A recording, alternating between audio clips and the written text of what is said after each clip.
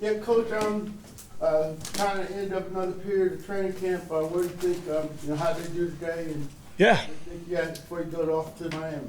Yeah, I thought we ended the week really strong. Really wanted to push them today. Working a lot of different situations as we, ramp up to get ready to play a preseason game, in less than a week. One of these young guys, you can't get enough of that work.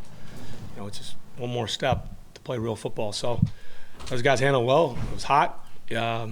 Love the fact that there's always stuff to coach off of. A lot of cool situations came up. Guys had to push through some long drives, which you wanted, and I didn't have to, simulate a lot of them too. Sometimes, if it's quick threes and outs and you want to get to move the ball and you got to. So there was good back and forth all day, and there'll be a lot of stuff to coach off of. But really pleased with the way they ended the week. As far as where Okuda is right Yeah. now. So with Jeff, very positive news with Jeff. So like I said, you just never know, Mike, and like I was talking before. And so positive news, all things considered. So we expect he's got a great chance to be back at really early part of the season. I just can't give you if that's week 1, 2, 3, whatever. But we feel really good for Jeff, all things considered. Obviously you never want to see a guy go down, but you talked about the depth. It looked like you were getting, like you said, in there with the ones today as well. Is that just kind of testing to kind of see maybe what at this point? We mix and match all the time. That's the NFL. Unfortunately, guys get nicked up or somebody has an equipment issue and they got to come out of the game. You've got to have depth. That's one thing we've tried to build right here, and you've got to cultivate that. Where, if a guy's doing well, we'll put him out there. We want to see him block Grady if it's an interior guy or David, or you want to see a young receiver go against AJ and vice versa, or see young guy cover Drake or Mac or whatever the matchups are. We mix and match all day. That's how you part of it, building depth. It's going to happen. You hate it. You wish nobody ever got hurt or injured, had to come out. But that's part of, to me, our philosophy of team building. When it comes to Okuda, is it a sprain? Is it a? I'm not going into the details. It's a medical thing in specific. He's got an ankle, and it's really positive news.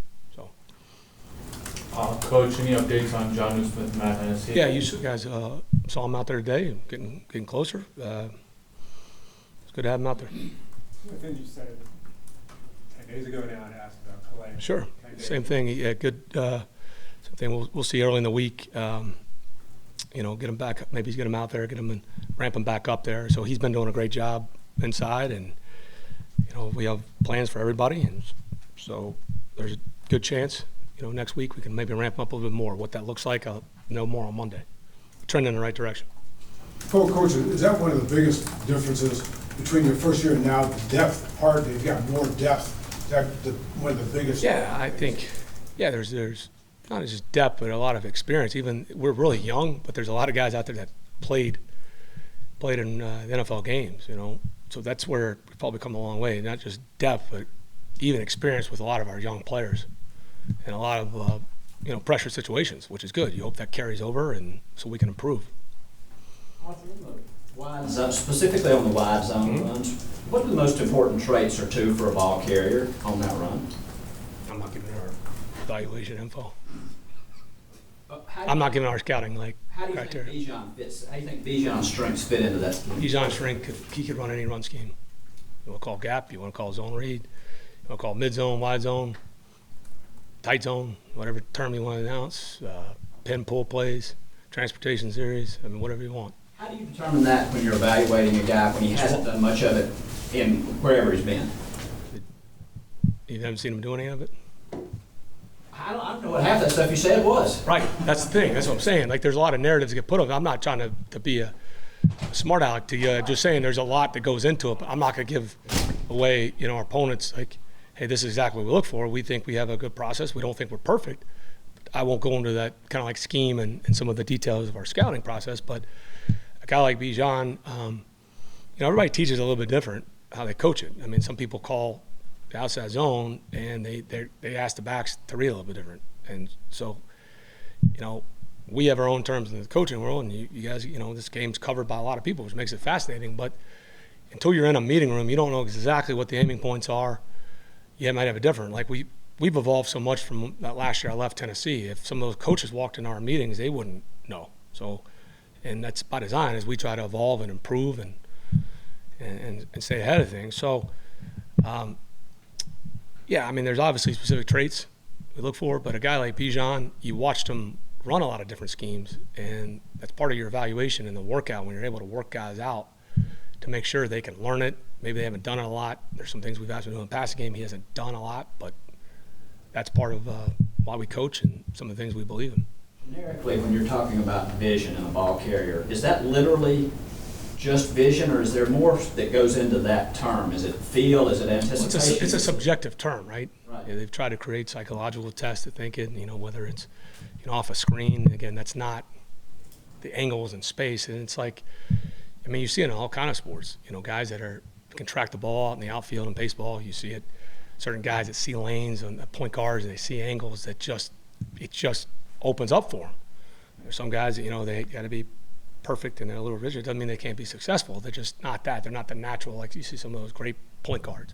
So you see a little bit of that with quarterbacks too, but the ball carriers, the same things. I mean, some of that, D'Eli can tell you, as he stacks his teams in the youth leagues, when I'm going to that county, that I heard some of your paid for play schemes, he let him make it exposed, but now there's NIL, I guess there's not. But you can see in all seriousness from a young age, there's some kids that just go out there and like, wow, he just sees guys coming and he makes his little cut. I mean, it's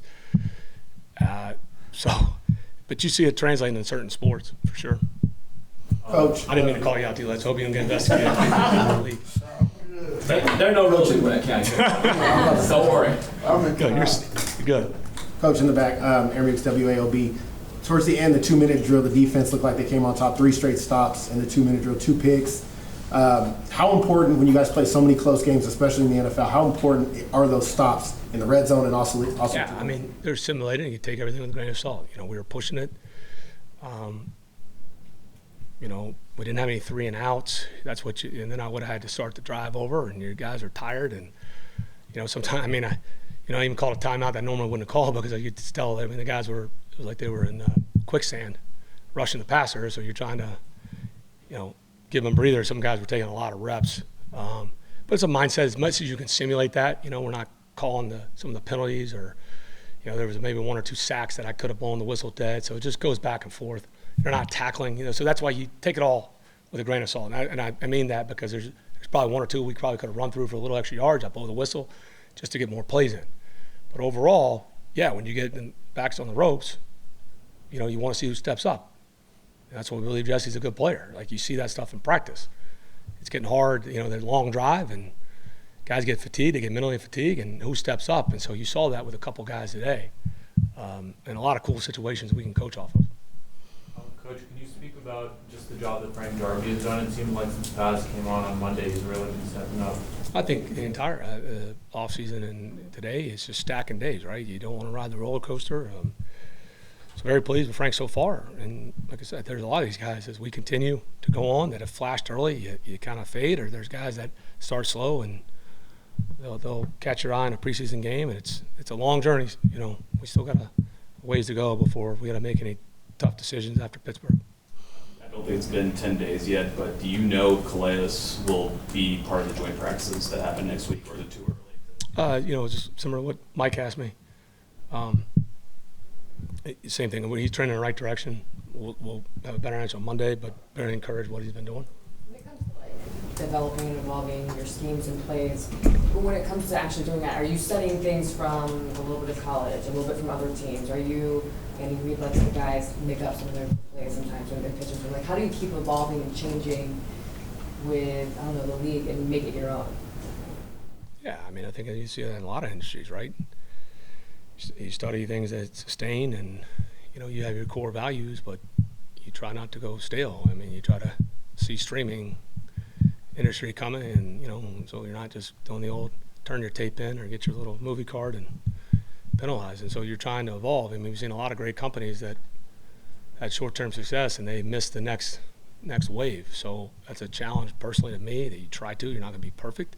And you got to have, I don't want to sound like bravado, but you can't be afraid to try something that may not work and work on it, whether it's at practice or something you've seen on tape, or maybe you go back to something like, hey, we did this a little like this, but I think with the guys we have, let's try it this way. You get ideas all over the place. I get ideas from other sports. I said, you just can't be afraid to take a swing and miss, because I think what happens a lot of times, people get afraid of criticizing, so they go with what they've seen somebody do on tape before, or they go into a playbook they know. And again, I don't think none of us here I don't think we have all the answers and never will. I don't care how much success we have, but I think that's why you stay fresh. You just know that if you don't, you'll get passed up. When you say other sports, like what other sport can you watch something that I want to try this year? Well, just some things philosophically,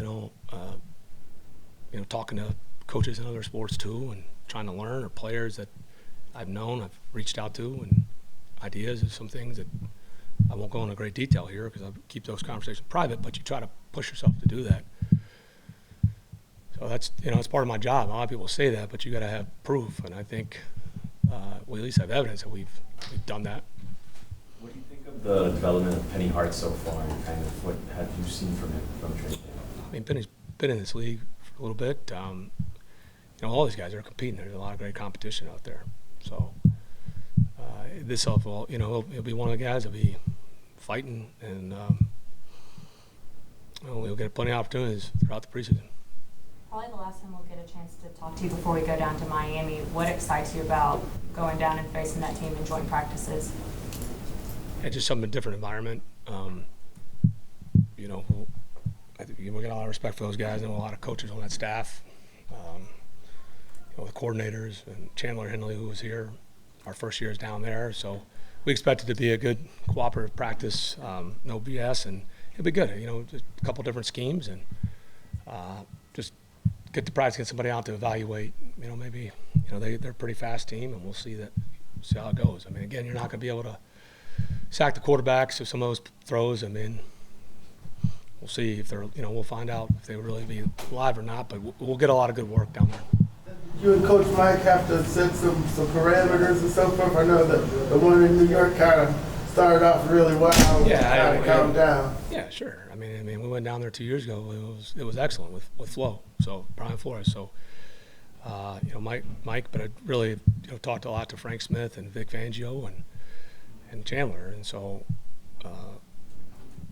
we feel confident, and we're excited to go down there. The camaraderie at this stage, what excites you most with the offense? I'm sorry.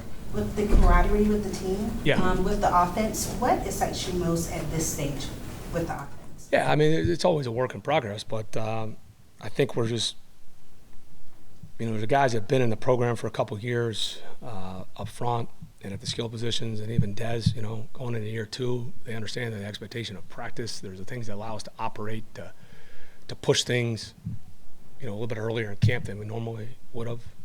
That certainly helps. So it's a daily progress, but we've got a lot of fun players to coach. Believe we have a pretty smart football team too. We couldn't operate logistically the way we do if we didn't have really smart football players. That's a credit to those guys in the locker room. Coach, a veteran like Trey Flowers, did he speak to the depth that you talked about at that position at the front? Yeah, I think we got a lot of guys with a lot of different skill sets, and I think Trey's a guy. He's played some quality snaps in this league. He's got a different skill set but that's what happens too. Because a lot of times, especially on critical downs, he led, as you know. I mean, it's a matchup league, and so we got guys that we think can uniquely match up and may not be the same week in and week out. And the same thing with our safeties, depending on who they put out there on those critical downs.